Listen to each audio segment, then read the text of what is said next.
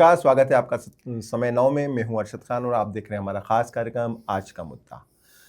यह कांग्रेस चाहती है कि मध्य प्रदेश में एक बार फिर से ताकतवर बनकर उभरे। इसको लेकर उन्होंने राहुल गांधी को बुलाया था।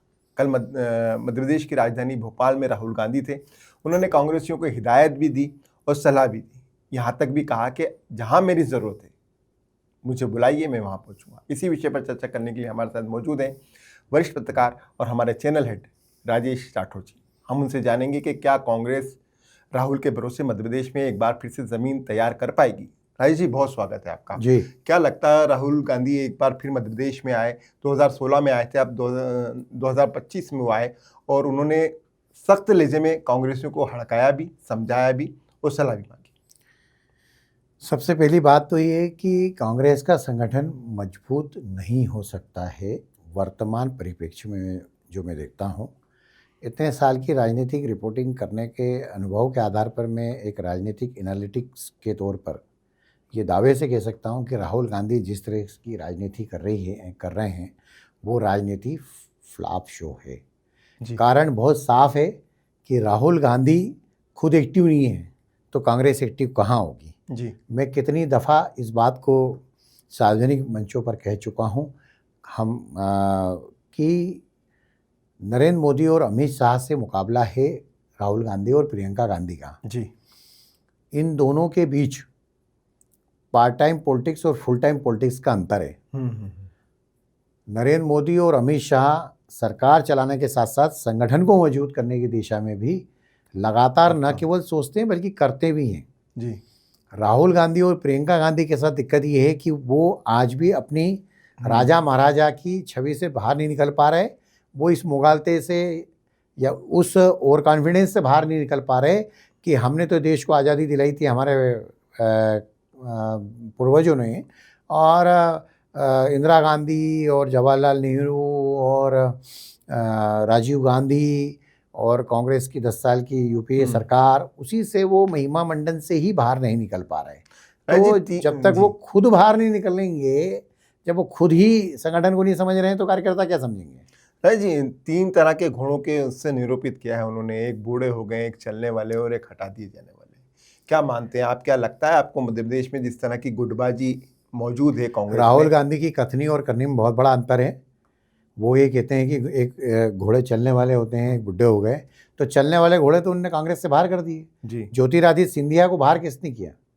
राहुल गांधी यदि उस मामले को तत्काल अपने हाथ में ले लेते, ज्योतिरादित्य सिंधिया की नाराजगी के बाद उनको बुला के और बात कर लेते, बेशक, तो ज्योति सिंधिया कांग्रेस में नहीं से बाहर नहीं होते जी, और मध्य प्रदेश में कमलनाथ सरकार नहीं गिरती। उसके बाद में बूढ़े घोड़े की जो बात कर रहे हैं, तो बूढ़ा घोड़ा जो है राजस्थान में जो है अशोक गहलोत को मुख्यमंत्री बनाया, जबकि बनाना चाहिए था सचिन पायलट को। तो सवाल इस बात का है कि आप खुद क्या कर रहे हैं जी? आप पूरे देश भर में युवाओं की टीम को कहाँ खड़ा कर रहे हैं? कर्नाटक में डी शिव कुमार को बनाना था मुख्यमंत्री, तो उनको नहीं बनाया क्योंकि बूढ़े घोड़े आपको पसंद है जी। युवा घोड़े तो आपको पसंद इसलिए नहीं है क्योंकि राहुल गांधी को ये लगता है कि ये सब आगे बढ़ जाएंगे तो मेरा क्या होगा जी। जब सवाल इसका है कि आप खुद क्या कर रहे हो भाई, मेरे को तो आपत्ति इस बात पे लगातार है। राज जी, पर मध्य प्रदेश में तो उन्होंने प्रदेश अध्यक्ष जीतू पटवारी को बनाया है और अभी उन्होंने घोषणा भी की जो जिलाध्यक्ष बनाए जाएंगे वो बिल्कुल कार्यकर्ता ऐसा होगा जो उसकी कनेक्टिविटी ज़्यादा होगी लोगों में और चुने जाएगा। देखिए, ये जिलाध्यक्ष चुनने का जो कांग्रेस का जो इसने फैसला किया है राहुल गांधी ने, वो युवा कांग्रेस के चुनाव करा के देख लें कितनी हालत खराब हो गई। युवा कांग्रेस समाप्त कर दी है राहुल गांधी ने जी। उसमें जो सिस्टम था उसके कारण कोई गरीब आदमी अध्यक्ष नहीं बन सकता था जी। हाँ, तो सेवादल कांग्रेस ने खत्म कर दी जी, एनएसयूआई खत्म कर दी जी, वो युवक कांग्रेस खत्म कर दी। महिला कांग्रेस का भगवान मालिक है। मूल कांग्रेस में लड़ाई झगड़े होते रहते हैं जी। संगठन बच्चा कहाँ है? बीजेपी के पास तो एक आरएसएस नाम का संगठन है, फिर बीजेपी के खुद के जो संगठन है। आप संगठन से दोनों पार्टियों की तुलना करो, बहुत जनी आसमान का अंतर लगता है। किस आम कार्यकर्ता के घर राहुल गांधी जाकर भोजन करके आ गए? किस आम कार्यकर्ता के दुख दर्द में शामिल हो गए?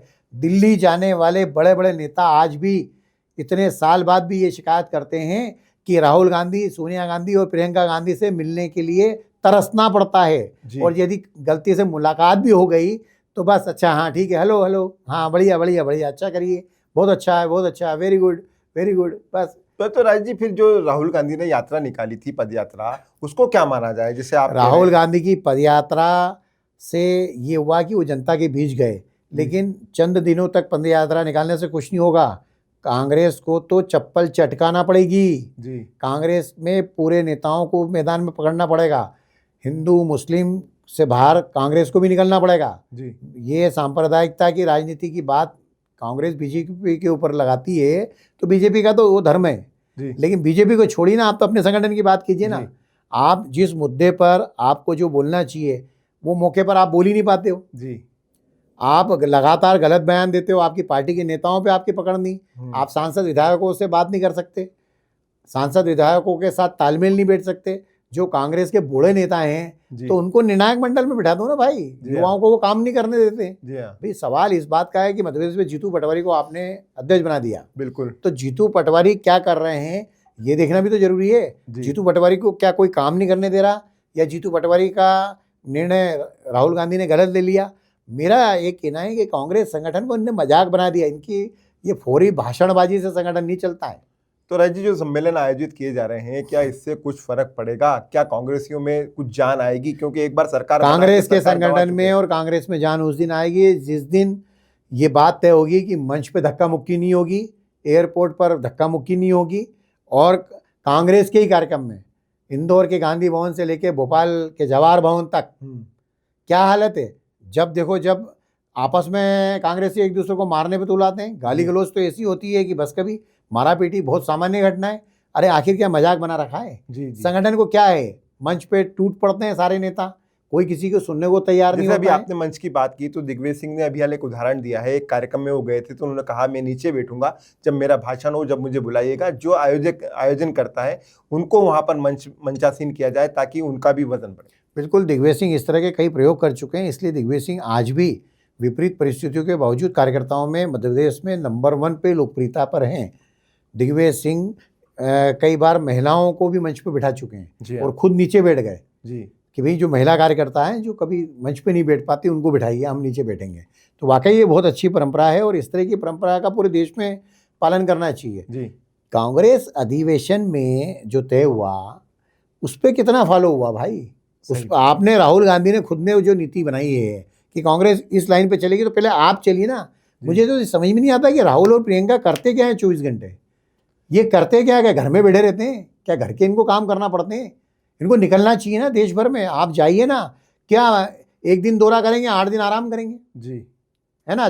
संसद में आप 4 दिन बैठोगे, 8 दिन विदेश चले जाओगे। जी पार्ट टाइम पॉलिटिक्स क्यों कर रहे हो भाई? क्यों देश की जनता के साथ भी छलावा कर रहे हो? क्योंकि जितने वोट कांग्रेस को मिलते हैं जी उन लोगों को भी दुख होता है कि हमने कांग्रेस को वोट क्यों दिया। जी। मेरा मानना है और मेरा दावा है हम्म। कि कांग्रेस को लगातार देश के कई राज्यों में चुनाव में जो हार मिल रही है उसका बड़ा कारण ये है कि जो पूर्व के चुनाव में कांग्रेस के उम्मीदवारों को जो वोट मिलते हैं उसका वोट देने के बाद मतदाताओं को निराशा झेलना पड़ती है। जी कांग्रेस विपक्ष के रोल में कहा, कौन सा आंदोलन किया कांग्रेस ने? जी क्या हर राज्य में जाके राहुल गांधी प्रियंका गांधी जेल भरो आंदोलन है, चक्का जाम है, ऐसे आंदोलन क्यों नहीं कर सकती? मुख्यमंत्रियों का घेराव, मंत्रियों का घेराव, केंद्रीय मंत्रियों का घेराव, ये कहाँ गए आंदोलन? जिस नेहरू की बात आप कर रहे हो, जिस इंदिरा गांधी की आप बात करते हो, वो आक्रामकता, वो सक्रियता कहाँ चली गई?